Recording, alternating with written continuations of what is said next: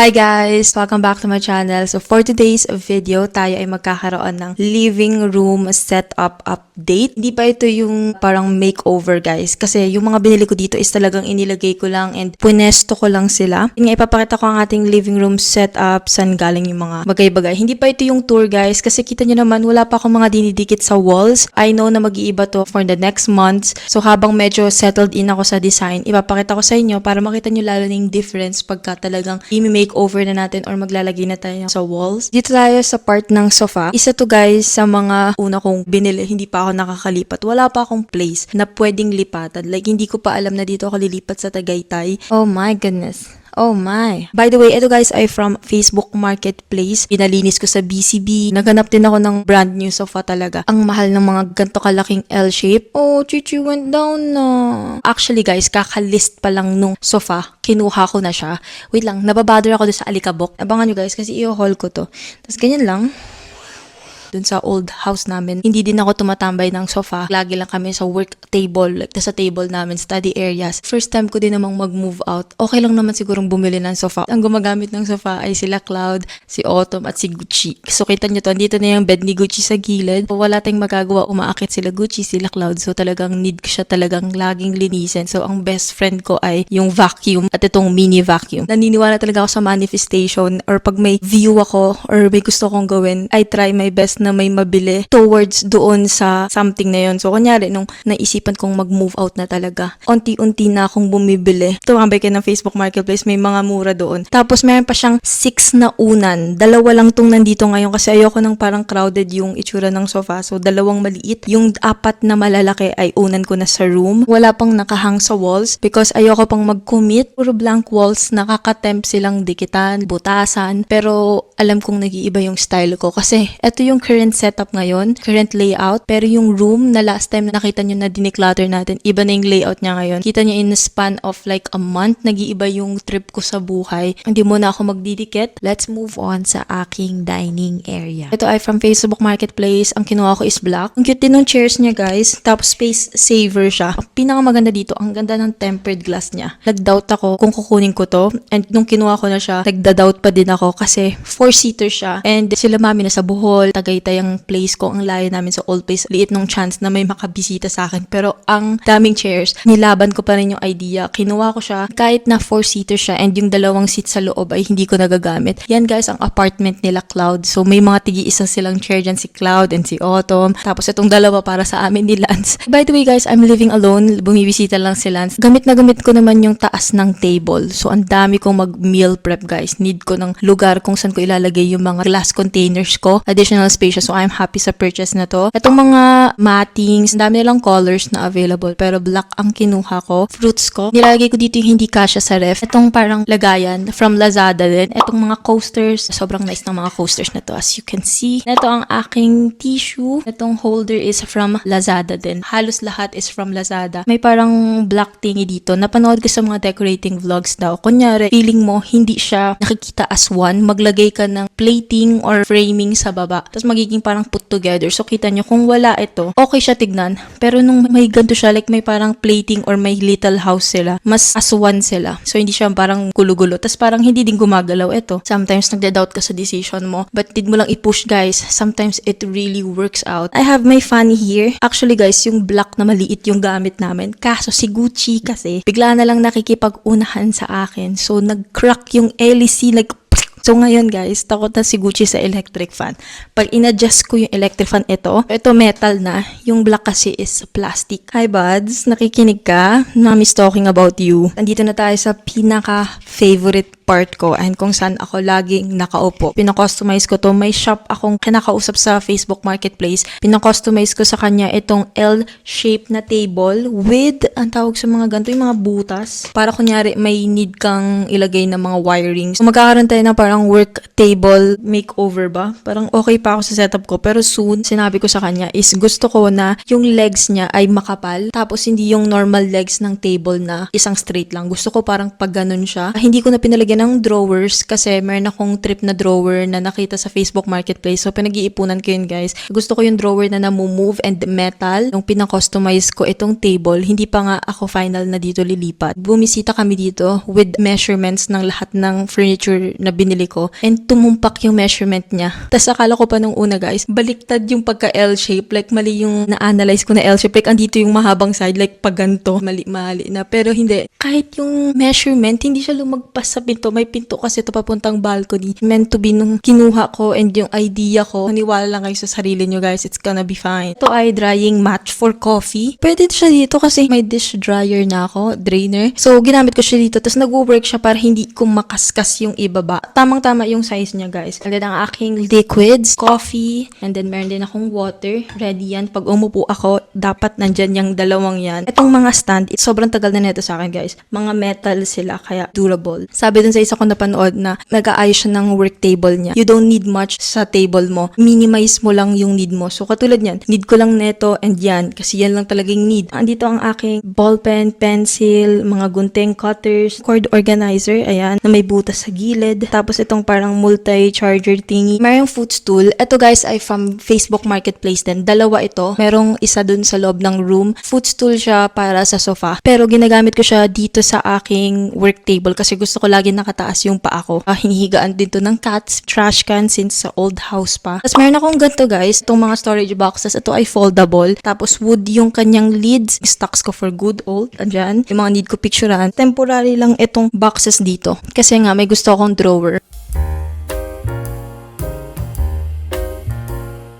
Hey guys, so magkakaroon tayo ng quick commercial bago natin i-continue itong vlog. At ito ay quick haul from Shein. Itong bago nilang campaign, Daisy X Kim Yoo Jung. Ayan yung lagayan, parang holographic eme siya. Ang cute lang. Thank you again so much, Shein, for collaborating with me and for sponsoring this video. Meron akong search code and then lahat ng links, coupon codes ay nasa description box so you can check it out. Meron silang landing page, guys, na pwede niyong puntahan and agad-agad nandun na kayo sa mga pieces and then ang dami niyong pwedeng makuhang savings or discounts. Unahin natin dito, pinakagusto ko, wala pa akong gantong kulay ng pants and ang ganda ng pagka-wide leg niya. Bagay sa mga oversized jackets, oversized shirts. Ang cute niyang formahan, like baggy pants siya. May ibang klaseng wide leg pants pa talaga na babagay sa mga oversized. Like ang ganda nung parang proportion ng mismong outfit. Wala pa akong gantong color. Hindi din siya denim na denim. Kita niyo yung itsura. Para siyang medyo vintage yung kulay. Hindi ko alam anong color to exactly. Sobrang nice neto, guys, nung sinuot ko. Ngayon, medyo malaki siya sa waist ko. Pero may mga hacks akong napanood kung paano mo parang matatama yung fit sa waist. Ito yung partner talaga ng jeans na to. Ito naman yung gray na jacket na to. Isa sa current color obsession ko ngayon ay color gray. Ito pala, guys, tingnan nyo to. Ayan siya. Feeling ko kilala nyo tong actress na to. Ayan. Pwede nyo kunin yung mga pics ni Kim Yoo Jung. Ito nakalagay lang is touching moment. Tamang-tama lang yung fit nito sa akin. Ang cute pa nung touch ng blue dito. Pair talaga sila.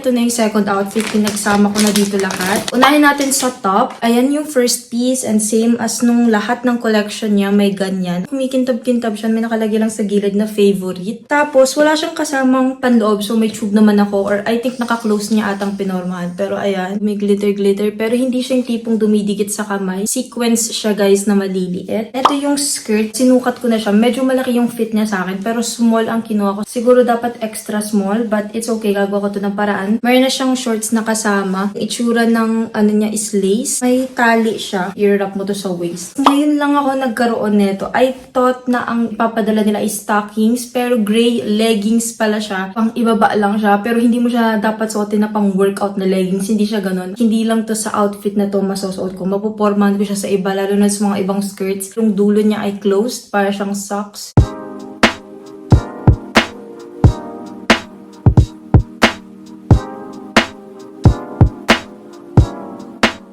Ayun lang naman yung mga pieces. Sabi ko nga sa inyo, ito guys ay quick haul lang naman. Dami pang mga pics ni Kim Yoo Jung sa Daisy. So, pwede nyo i-check out. Lalagay ko yung search IDs, SKUs, and search code ko sa description box. So, you can check it out. And then, meron din tayong ongoing giveaway. Pwede kayong mag-enter sa vlog na to. More comments equals more chances of winning. So, ayun lang naman ang mga pieces. Again, thank you so much, Shein, for collaborating with me and for sponsoring this video. Lahat ng info ay nasa description box. So, you can check it out. And balik na tayo guys sa vlog.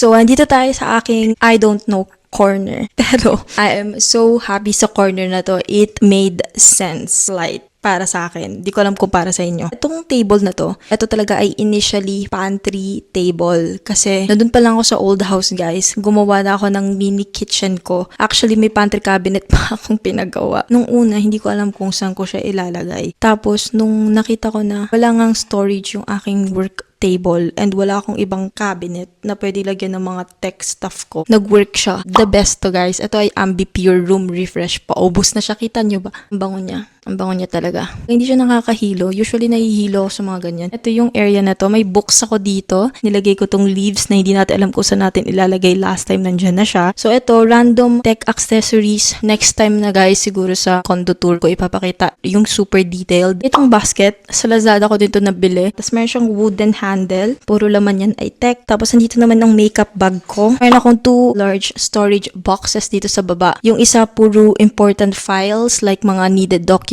Nilagay ko na sila sa isang lugar. Yung isa naman, doon natin nilagay yung sinasabi ko sa inyo last time na yung mga screws, screwdriver na kahit inorganize mo, hindi pa rin pleasing sa eyes. Nilagay ko sila, guys, sa closed storage. Hinihingal ako, guys. I don't know if ganun din kayo after nyo mag-inom ng coffee, diretso tubig.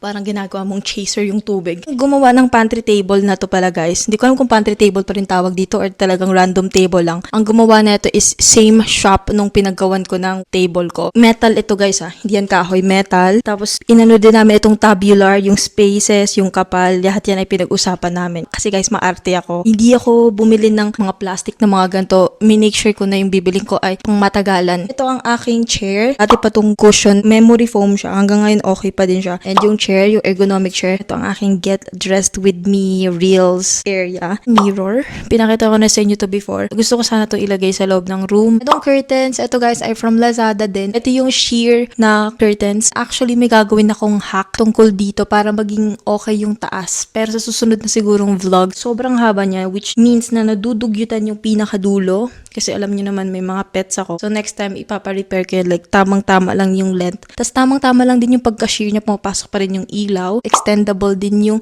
kinuha kong rod para, humahaba na siya.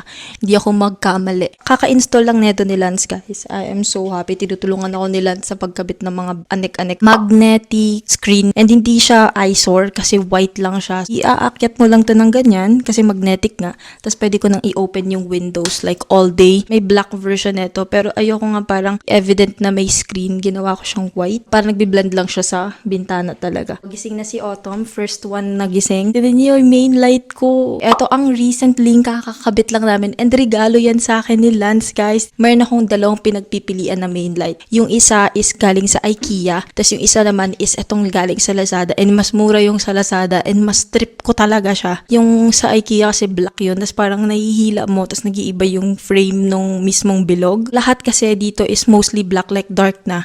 Gusto ko pa ding maging comfy yung vibe niya sa gabi or tambayan. Ito yung natripan ko, tapos nagulat ako na nirigalo ni Lance sa akin. So, nung birthday ko, ayan. Actually, ang dami niregalo ni Lance na puro pambahay. Like, yun na talaga yung trip ko ngayon. Mayroon siyang 3 kulay. Yung warm, yung brightest, at tapos yung combination. Siya din nagkabit niyan. Thank you so much, Lance. Ayan siya. I'm so happy. Ang ganda niya. Like, parang may cloud. Dadating siya sa'yo na parang paper na nakaganon lang. Tapos ikaw yung magka-crumpled base sa kung ano yung gusto mo yung design. So, may touch ng ikaw. Kasi kahit na may katulad kang ganyan, hindi kayo same-same ng pagka-crumpled ng ganyan.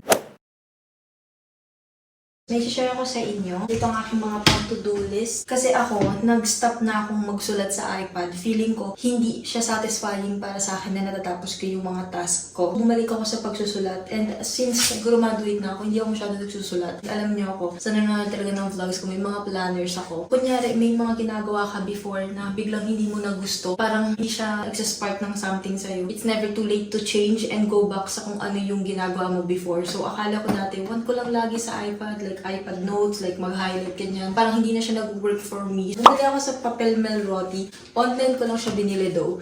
Pero may mga nakasulat ako dito sa glat. Ito ang sked ko today. Sinabi ko to sa inyo sa isang vlog na ang satisfying pag naka-cancel out mo lahat ng ginawa mo for that day. Ito yung nakalagay, seize the day today, plan it well. Simula 8 o'clock hanggang 8 ng gabi, pwede kang mag-sked. Meron ditong date, tas I am grateful for, tas goals for today, mood, may things to do, and my notes. At kita niyo yan, nipis na kasi sinusulat ko. Kahit na yung tipong pagkain, like eat lunch, nandiyan. Satisfaction na ma-cancel out mo yung ginawa mo for that day. Thank you, Tumbok, for being here. Ito naman, make things happen. Nakalagay week off and quote of the week. Yung quote of the week ko this week, nakalagay push through. May top priorities ka. Isa yan sa pinaka nahihirapan ako recently, guys. Minsan overwhelmed with deadlines and need gawin. Minsan hindi ko na alam ano yung need kong i-prioritize. So yung gantong list, nakakatulong siya. Like ano ba talaga ang top 1 na priority ko na gawin? Hindi na siya overwhelming and alam mo na yung need mong unahin. Meron din ditong to-do list, tas may projects. Gusto ko tong corner na to, guys. Kasi kunyari, project is vlog. Tas may due, tas may ding task, start and end. Ito sa task, start and end, ang nilalagay ko dyan is mga meal prep ko. So, dapat yung meal prep ko is mga 2 hours lang, 1 hour lang. Kasi minsan nagtitake ako ng time sa pagluluto, guys. And nag-enjoy na talaga ako magluto. So, nilagyan ko siya ng start and end. May habit tracker din dito. Ito yung iba kong kinuha, guys. Hindi pa sila naka-open kasi ayoko ding lahat gamitin. Ito naman, love yourself. My daily self-care journal and mood tracker. Ito, cute din ito. Gusto ko din kasi talagang matutong mag-journal. So, nag-start ako sa mga ganito. Tapos meron din keep the faith, my daily devotional and prayer journal. Tapos itong always grateful, my daily gratitude journal. Ito yung gusto ko matutunan, like everyday may isusulat akong thankful ako. Maganda kasi sa mga journals, mababalikan mo siya like a week after or year after, mababalikan mo yung, oh, thankful ako sa ganto, dumating sa ganto, ganyan. Tapos meron ding take care of you. Meron siya parang checklist dito na hug often, plant a tree, eat healthy, sing, mga ganyan. Gusto ko itong i-share sa inyo, guys. Baka maka-help in some way. Excuse me, miss? Oh my God. Kunyari, ito yung pag-move out. Minsan makakalimutan mo na big step siya. Sa sobrang dami pang need na gawin, hindi ka nakakasit with yourself. Hindi mo siya na sisettle in sa sarili mo. Tapos biglang magbe-break down ka na lang next week. Kasi parang, oh my gosh, nag-move out ako and everything. Yun yung tinatry ko talaga na maging in touch sa sarili ko. Kasi ang hirap pagka sumuko din yung brain ko at yung mental health ko. Kasi mas lalong hindi ko sila lahat magagawa. So, itong mga ganito, I know hindi mo need. Pero like, for me, parang necessary siya. And I know, baka sabihin na, hindi naman need ng ganyan. Like, mas kilala natin ang sarili natin. And for me, nakaka-help talaga to. Lalo na pag need kong itali yung week ko, isa sa mga excited akong gawin. Meron din akong ganito, guys. Ito naman is the permanent na marker. Tapos magsusulat ka ng to-do list mo. Kaso nga lang, naubos na yung marker ko. We got this sa mga lahat ng nag-move out and sa mga lahat ng graduate na hindi alam ang mangyayari in the future. Para sa akin, quote ko talaga is push through. Kasi sometimes you don't think na it will work out, but at the end, it will. Iisip ko minsan, feeling ko coincidence lang, pero pag inanalyze mo, maybe it's meant to be. Hindi ko alam kung may point ang sinasabi ko. Gusto ko lang talaga itong i-share sa inyo, kasi recently, I am overwhelmed, and I am beyond grateful sa lahat ng nangyari, and sa lahat ng dumadating. It's gonna be fine. We're all gonna be fine. Ayun lang naman, hindi pa alam kung may iba pang i-add sa vlog na to. Say hi to them, my girlie. Oh my gosh, you big girl na. Oh my goodness. So, yun lang, guys. Okay, bye!